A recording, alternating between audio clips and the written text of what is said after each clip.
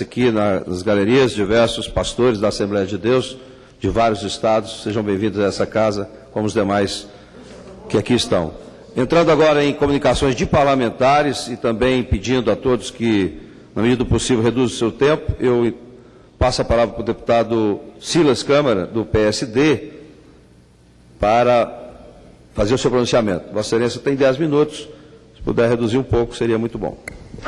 Senhor presidente, senhoras e senhores deputados federais que compõem a Câmara dos Deputados do Brasil, povo brasileiro que nos assiste através dos meios de comunicação dessa casa, meus amigos, minhas amigas, pastores aqui presentes, é um prazer muito grande, um privilégio para mim, senhor presidente, estar usando a tribuna do Congresso Nacional da Câmara dos Deputados. Outorgada-me que foi, senhor presidente, o mandato pelo povo do estado do Amazonas, dos quais vários pastores aqui estão, e eu abraço e agradeço o companheirismo, não só ministerial, mas também político que tenho recebido lá do meu estado. Senhor presidente, muitas vezes eu utilizei a tribuna dessa casa. Nunca, nenhuma vez, para trazer assuntos institucionais. Sou membro e pastor da Assembleia de Deus, porque acho que essas questões têm fórum e local adequado para serem tratadas. Muito bem, um deputado me antecedeu, senhor presidente, e colocou no ar várias suspeitas, e eu vim responder essas suspeitas desse deputado. Primeiro, eu quero parabenizar, sim, a eleição do pastor José Wellington Bezerra da Costa, na convenção que ontem, senhor presidente, no dia 11, se encerrou praticamente com a eleição que declarou para o Brasil que existe na nação assembleiana dois grandes líderes abaixo de Deus. O primeiro, pastor José Wellington, porque afinal de contas trouxe de São Paulo ontem, sem participar da convenção, 3.000 pessoas para votar que não ouviram absolutamente nada do que aconteceu no plenário e simplesmente chegaram de avião 980 pessoas e quase 2.100 de ônibus de luxo votaram, senhor presidente, e foram embora. A minha pergunta ao deputado que me antecedeu é: Excelência, quem foi que pagou isso? O senhor veio aqui e falou de poder político, de disputa de poder político, aonde as pessoas querem, rondando, captar o voto do povo evangélico. Pois muito bem, primeiro, não somos 24 mil, Excelência. Vossa Excelência está mal informado. Nós somos 17 milhões, não somos 24 milhões, somos 17 milhões, e entre eles estão os nossos irmãos da Assembleia de Deus de Madureira, comandada pelo bispo Manel Ferreira, a quem eu tenho a honra aqui de cumprimentar. E Vossa Excelência, quando falou do Palácio do Planalto e falou do GDF, devia renunciar aos cargos que tem no GDF, porque na eleição do atual governador, e eu não estava aqui, eu sou do Amazonas, me informaram que Vossa Excelência andava com o CD para cima e para baixo, esculhambando e desconfigurando a moral do atual governador.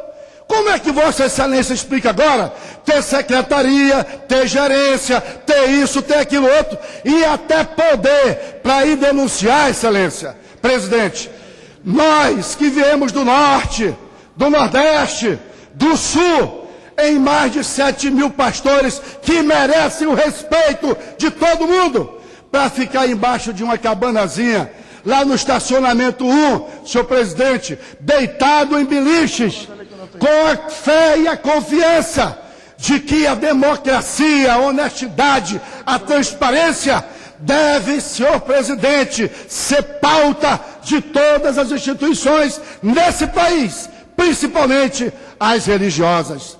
Mas vamos à eleição, já que Sua Excelência falou da eleição. O senhor já imaginou, presidente, o senhor ser candidato contra um candidato que é juiz, presidente e dono da Secretaria, do Tesouro e de tudo contra o senhor? Já imaginou como seria isso?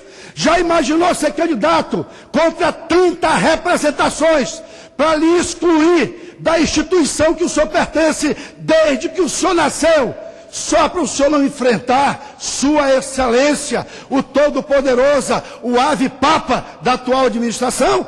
Senhor presidente, trago isso com sangue no coração, porque, como disse, aqui não é lugar para ser tratado isso, mas Sua Excelência que me antecedeu trouxe. E é bom que a nação assembleiana saiba que não houve democracia coisa nenhuma. Fomos massacrados, pisados, sem direito a microfone, a resposta e a respeito principalmente. Até porque não saíam de lá. E ele que estava aqui acusando o GDF, não saía de lá. Defesa Civil, bombeiro. Eu quero que vocês saibam disso, sabe por quê? Porque tudo isso tem fundamento em alguém. E não é no pastor que é o opositor do atual poder que aí está há 25 anos. Senhor presidente, pasme o senhor, eu sou do estado do Amazonas. Aqui foi dito que em São Paulo está a maior igreja Assembleia de Deus do mundo. São Paulo tem 47 milhões de habitantes, 8 mil igrejas. O Amazonas tem 3 milhões de habitantes, 4 mil igrejas. Portanto, senhor presidente, uma igreja Assembleia de Deus para cada 150 famílias. No Amazonas, somos 12.500 células familiares. Significa dizer que é um crente, um líder, um evangelista para cada 250 amazonenses. E eu estou falando do Amazonas porque de lá sou, lá nasci. E eu quero dizer para o senhor, meu presidente, que a minha palavra não esconde nenhum ressentimento, porque na democracia, sim, há quem perde o poder, há quem ganha o poder, há quem perde o monitoramento equilibrado, a oposição. E isso tem sido feito nos últimos 10 anos. Mas tem alguns números interessantes. Vamos ver se a instituição perdeu ou ganhou. Há 10 anos atrás, apenas 1.500 pastores se apresentavam para participar de uma convenção. Hoje, senhor presidente, por conta das 3 últimas eleições, se inscreveram 24 mil pastores. Somos uma igreja vigorosa, forte, madura, com musculatura e inteligência para entender o que eu estou dizendo, que nessa casa não é lugar para ser tratado isso. E só vim essa tribuna, Deus é minha testemunha, e os meus companheiros deputados federais e deputadas federais também, porque trouxeram aqui uma acusação contra Sua Excelência, o governador do GDF, que deveria olhar muito bem as suas companhias. Afinal de contas, que mérito tem esse deputado, senhor governador, para vir à tribuna da Câmara Federal acusar o seu governo e passar impune? Lá no meu estado, o meu governador é o governador, tem autoridade e liderança. E do lado dele, ele não quer gente desse tipo, que na noite sorrateira está no palácio atrás de resultado e de poder, e de dia aqui fazendo média com o Brasil, esculhambando o governo, de quem ele tira o sustento político dele.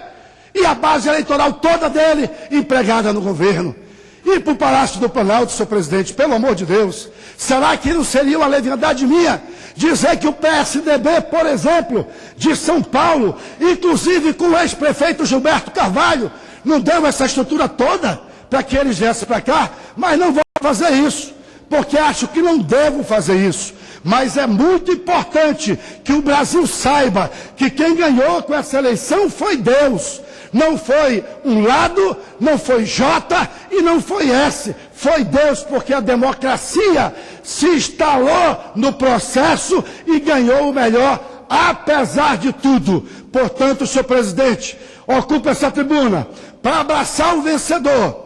E para abraçar também aquele que mobilizou o Brasil para vir aqui para dizer: nós somos um povo só, ordeiro, compreensivo, e não nos dobramos diante da chibata de Faraó, e nem tampouco do poder de A, de B ou de C. temos nossos próprios meios, sabemos pagar o preço pelo que acreditamos. E quando acreditamos, vamos até a última consequência, porque maior, como diz a palavra, é Deus que está conosco do que o que está do outro lado, tentando jogar a cisanha, a briga, a confusão, a desconfiança e tentando politizar, senhor presidente, um assunto que não deve ser politizado.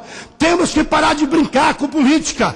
É por isso que o pastor Marco Feliciano está passando o que está passando nessa casa. Sabe por quê? Porque pessoas irresponsáveis ocupam a tribuna em nome de uma instituição que ele não pode falar por ela toda. E vem aqui jogar informação, poeira, jogar mau cheiro no ventilador de uma instituição que há 102 anos honra essa nação, honra esse país, faz um trabalho social digno. Ai da nação brasileira, se não fosse Deus e as mais de 180 mil igrejas, Assembleias de Deus, espalhadas, senhor presidente, na beira do rio, nos lagos, em todos os recantos, nos montes, nos vales, nas invasões dessa nação, sendo, senhor presidente, uma espécie de refrigerador social.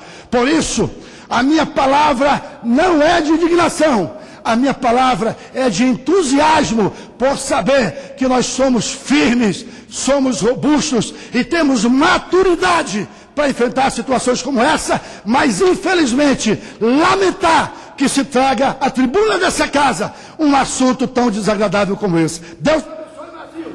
Deus abençoe o Brasil. Deus abençoe o pastor José Wellington e toda a sua diretoria. E que o futuro do Brasil seja de um país inteligente e com homens temperados, moderados, que saibam resolver e conversar assuntos nos lugares adequados, no momento adequado, para não expor coisas que não devem ser expostas, nem para a nação, nem para essa casa, e para nada, e para nenhum tipo de instituição. Deus abençoe a todos. Muito obrigado. É assim que eu posso, senhor presidente, encerrar meu discurso, pedindo que seja publicado e divulgado nos órgãos de imprensa dessa casa. Acato o pedido de Vossa Excelência. Próximo orador inscrito, a comunicação de parlamentar, deputada Janete Capibaribe, PSB. Capiberibe.